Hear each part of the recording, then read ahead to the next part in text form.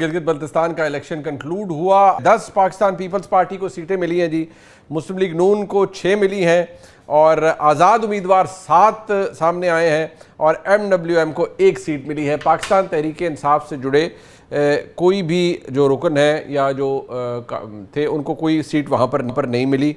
Pakistan peoples party मजबूत position में नज़र आती है कि वो हुकूमत बनाए। लेकिन इस प्रोग्राम के शुरू में जो आपने मोहतरमा अलीमा खानम साहिबा की गुफ्तगू सुनी, उन्होंने यही कहा कि ये पहले ही आ रहा था कि ये कोई डील है और ये डील के तहत सब कुछ हुआ है। बहरहाल इससे जमहूरियत कितनी मजबूत हुई या नहीं हुई, लेकिन एक चीज़ का क्रेडिट मैं ज़रूर देना चाहूँगा। आज हमारे प्रोग्राम के अंदर जनाब इफ्तिखार अहमद साहब मौजूद हैं, जनाब बैरिस्टर उमैर न्याजी साहब मौजूद हैं, मेंबर कौमी असम्बली तहरीक, और जनाब इख्तियार वली साहब मौजूद हैं, सीनियर रहनुमा पाकिस्तान मुस्लिम लीग नून के कोऑर्डिनेटर हैं, वज़ीर आज़म के। बहुत शुक्रिया इख्तियार वली साहब आपका। मैं इफ्तिखार साहब को इसलिए क्रेडिट देना चाहूँगा क्योंकि इफ्तिखार साहब ने जो प्रेडिक्शन की थी वेल बिफोर द इलेक्शंस वो दुरुस्त साबित हुई है। और इफ्तिखार साहब ने कहा था कि पाकिस्तान पीपल्स पार्टी लीड करेगी और उन्होंने कहा था कि इनके नंबर ऑफ़ सीट्स ज़्यादा होंगे और PMLN की भी जो उन्होंने सीट्स बताई थी उतनी ही आई हैं। तो इफ्तिखार साहब आपका असेसमेंट बिल्कुल ठीक रही। जो हालात PMLN के इस वक्त हैं वो कह रहे हैं हम अभी भी इस दौड़ में हैं और हम कुछ कर सकते हैं, वो अलहदा बात है। लेकिन एक मसला ये भी है, दूसरा मसला एज़ वी स्पीक इस वक्त आज़ाद जम्मू कश्मीर के अंदर है, एक तनाव की सी सूरत हाल है। उस पर जो कम अज़ कम पाकिस्तान के अंदर जो जितनी भी कौमी नौइयत की जमातें हैं उनको कम अज़ कम एक पेज पर होना चाहिए, लेकिन वहाँ भी आपको एक डिसेंट नज़र आता है। शायद ये इल्ज़ाम लगाया जा रहा है कि जो हैंडलिंग है उस पूरे इशू की वो दुरुस्त नहीं है। इस पर ही बात कर लेते हैं। सबसे पहले तो बैरिस्टर उमैर न्याजी साहब, मैं आपसे आगाज़ करना चाहूँगा। ये रिज़ल्ट आ गया सर, अभी को कह रहे हैं कि कुछ नताइज रोके गए थे, मखसूस पोलिंग स्टेशन पर दोबारा पोलिंग का हुक्म भी दिया गया है, ये चीफ इलेक्शन कमिश्नर कह रहे हैं। फ्रैंकली आपकी कैंपेन भी कमज़ोर थी और ऐसा निकला भी कुछ नहीं, तो इसके बाद आप समझते हैं कि अभी भी politically electorally Pakistan Tehreek Insaf relevant है इन जो गिवन सर्कमस्टांसेस हैं इनके अंदर? अच्छा मुनीब भाई, गिवन सर्कमस्टांसेस को आप जज करेंगे खाली पोल डे से नहीं, उससे पहले के सारे महरक़ात से कि जिस वक्त से इलेक्शन शुरू हुआ PTI ने एक प्लेटफॉर्म ढूंढा, एक पार्टी के साथ मुआहदा किया कि उनके सिंबल पे इलेक्शन लड़ना है। उस पार्टी को किस तरह से मैदान से दौड़ाया गया वो सबके सामने है। फिर तमाम तहरीक इंसाफ के कैंडिडेट्स को इंडिपेंडेंट कर दिया गया। एक बार फिर 8 फरवरी की रिवायत को बरकरार रखा गया। सुप्रीम कोर्ट जो बाद में ख़ुद कहती थी नहीं जी तहरीक इंसाफ एग्जिस्ट करती है, हमने तो नहीं कहा कि आप उनको इंडिपेंडेंट ट्रीट करें, वही प्रेसिडेंट रिपीट हुआ और मेक श्योर किया गया कि तहरीक इंसाफ किसी तरह से विजिबल इस इलेक्शन में ना नज़र आए। फिर जिस तरह से 2-1 कैंडिडेट्स को फोर्सफुली बिठाया गया वो भी सबके सामने है। फिर उसके बाद जब कैंपेन शुरू हुई तो कैंपेन के लिए हमारी लीडरशिप के लिए जिस तरह की हर्डल्स क्रिएट की गई वो भी ढकी छुपी नहीं है। नवाज शरीफ साहब जलसा कर सकते हैं, कोई पाबंदी नहीं। बिलावल साहब ने जलसा किया, कोई पाबंदी नहीं। क्या हमें कोई इस तरह का स्टेज अलाउ किया गया? असद कैसर साहब एयरपोर्ट पे रोका गया, दूसरी लीडरशिप को मतलब बॉर्डर तक नहीं क्रॉस करने दिए गए। तो इन सारी मुश्किलात के बावजूद PTI ने इलेक्शन कंटेस्ट किया। फिर जो इलेक्शन डे था उसमें आप देख लें अस्तोर की सीट के हवाले से और बाकी बैरिस्टर गौर जो खुद गए थे उन्होंने पूरी डिटेल के साथ उन चीज़ों को रिड्रेस किया कि किस तरह से इंश्योर किया गया कि तहरीक इंसाफ इस इलेक्टोरल रेस से बाहर है। देखिए रिज़ल्ट में तो चले आपने बाहर कर लिया, मगर क्या आप आवाम में उस तरह से तहरीक इंसाफ को जो आपका सवाल था इरेलेवेंट कर सकते हैं? देखें आज भी तमाम तर कोशिशों के बावजूद AJK का इलेक्शन राउंड द कॉर्नर है। PTI के पास हर सीट के लिए 4 से 5 कैंडिडेट्स हैं जो टिकट के लिए एस्पायर कर रहे हैं।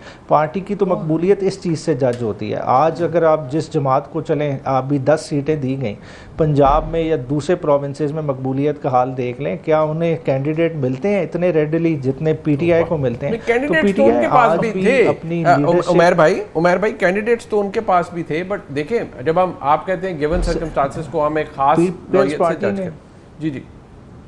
जी आप फरमाइए। देखें कैंडिडेट जिस तरह के खड़े किए गए, देखें PTI ने 22 सीटों पे कैंडिडेट दिए। 22 सीटों पे तो मुस्लिम लीग नून ने भी नहीं दिए, ना पीपल्स पार्टी ने दिए।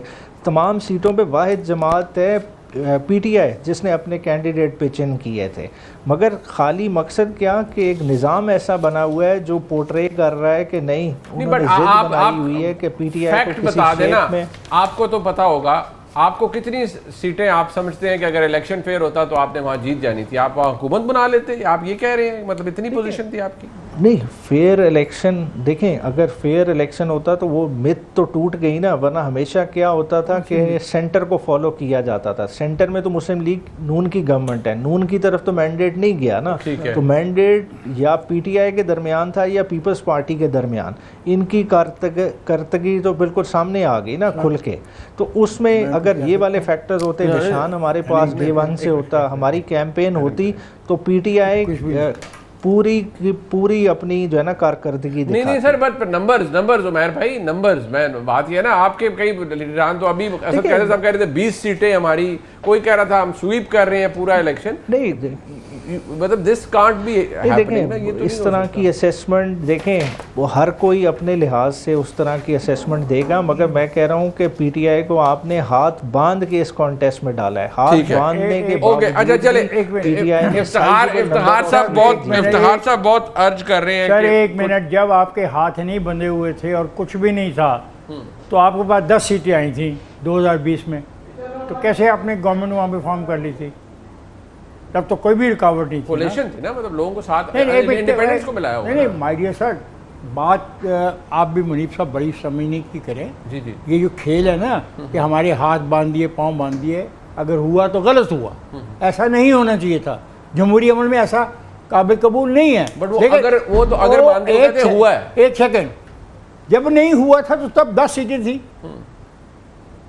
अच्छा, आप ये कह रहे हैं कि जब आपके हाथ खुले हुए थे तब भी आप 10 ही ले पाए? 10, और फिर आपको मिलके गवर्नमेंट के फॉर्मेशन करनी पड़ी। गवर्नमेंट थी खान साहब। जी हाँ, ये मैं अर्ज कर रहा हूँ जनाब, तो उन्होंने 2 बातें कही है ना कि जिसकी मरकज में हुकूमत होती है उसकी वहाँ पे होती है, और अच्छा, तो मैं कह रहा हूँ उसका 10 सीटें थी आपके पास अपनी, बाकी तो आपने फिर इत्तेहाद करके गवर्नमेंट फॉर्म की थी, फिर उसमें एक आदमी छोड़ गया और वो सारा का सारा सिस्टम को कोलैप्स हो गया।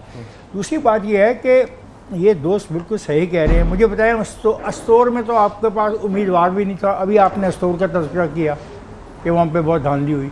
अस्तौर में तो आपने कैंडिडेट रिपोर्ट नहीं किया। जो आपकी लिस्ट है 23 की, इसमें 24th आदमी जो है वो अस्तौर वाली सीट के जो खाली पड़ी है। देखिए, बात यह है कि टोटल वोट जो पड़ा, सही पड़ा, दबाव के तहत पड़ा, कुछ पड़ा, 10% वोट आपको मिला इन इलेक्शनों में। अगर आप चाहते हैं तो मैं कॉन्स्टिट्यूंसी वाइज आपको बता देता हूँ, 3 जगह पे ऐसी पोजीशन थी आपकी जहाँ पे आप रनर अप रहे आउट ऑफ दिस 24 सीट्स। मतलब आपको तो इसका मतलब है कि वोटर सप्रेशन या कोई ऐसी चीज आप रिफ्लेक्ट नहीं करती, आप ये कहते हैं? Absolutely not. मैं कह रहा हूँ कि 3 जगह पे ये रनर अप रहे। कैसे रनर अप रहेगी?